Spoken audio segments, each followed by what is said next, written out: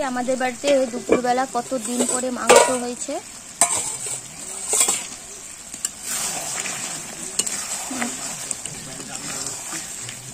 মাংসটা এখনো সিদ্ধ হয়নি ঠিক মতন। আমাদের বাড়িতে রাত্রেই বেলা মাংসটা হয়, কারণ সকালবেলা রান্নাটা করে চলে যাই, এটা খেতে পারবে না।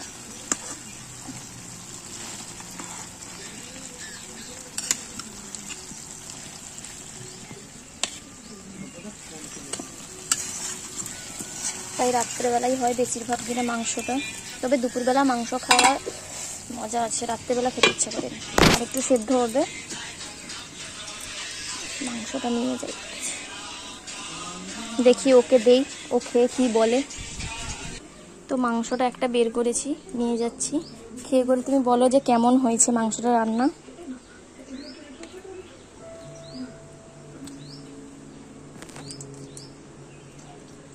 সেদ্ধ হয়েছে? আর একটু হবে। কেমন হয়েছে? দারুণ দারুণ। বলছিলে যে তাহলে ভালো করতে পারবো নি। ভালো হয়েছে। ও খেয়ে করে বললো ভালো হয়েছে, আর একটু সেদ্ধ হবে। জল দিয়ে দিয়েছে এক্ষুনি আরো। আসলে এটা দেশি মুরগি, সেই জন্য একটু সময় লাগছে। তো এখন এটা বসবে, ও দেখবে। আমি এখন স্নান করিনি, স্নানটা করে আসি, দিলে আমিও যাব একটু ডাক্তার দেখাতে যাব, বড়দার কাছে যাব। তো গেলে সবটা শেয়ার করব। তো চলো আমি স্নানটা করে আসছি ততক্ষণে।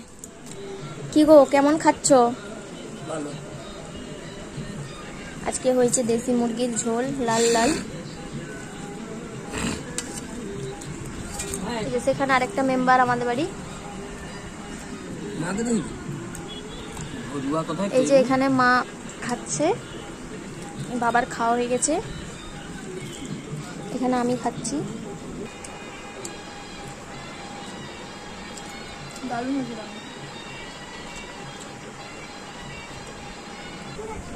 আমার জন্য একটা কষা আছে। দুপুরবেলা মাংস ভাত করে ভালো লাগে, রাত্রেবেলা ভালো লাগে। ডাক্তার দেখাতে যাবো বলছিলাম, বড়দা মা বললো রাত্রেবেলা যাবো। আজ 3 দিন হলো পার্লার আমার বন্ধ আছে, আজকে যাবো। তো চলো এখন খেলে নিয়ে তারপরে কথা হচ্ছে। আমি এখন পার্লারে চলে এসেছি।